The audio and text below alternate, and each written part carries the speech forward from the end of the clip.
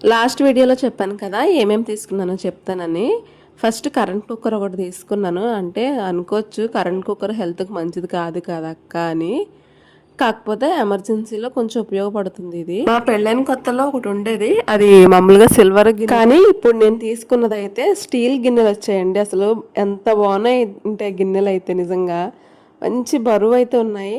నాకు అసలు ఫస్ట్ నుంచి ఆ స్టీల్ గిన్నెలు చూసిన కాడి నుంచి కూడా ఒకటే డౌట్, ఖచ్చితంగా స్టీల్ అంటే మాడిపోతుంది కదా అని.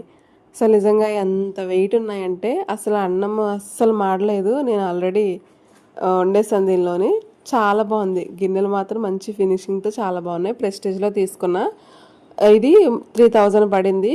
₹1 ఎక్కువైనా పర్లేదు, కొంచెం మంచి తీసుకుంటే బెస్ట్ అనిపిస్తుంది నాకు. 2 గిన్నెలు, ఒక లిడ్ వచ్చిందనమాట.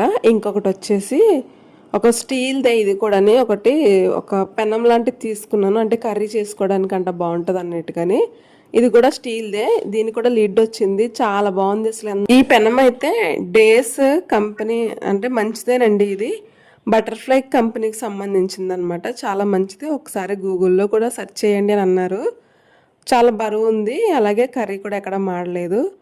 అలాగే నేను విజయవాడ వచ్చేసిన తర్వాత మా పాత సామాన్లు అన్నీ కూడా ఇచ్చేసి నేను ఒక ఫ్రై ప్యాన్ ఒకటి తీసుకున్నాను. అది చాలా వెయిట్ ఉంది.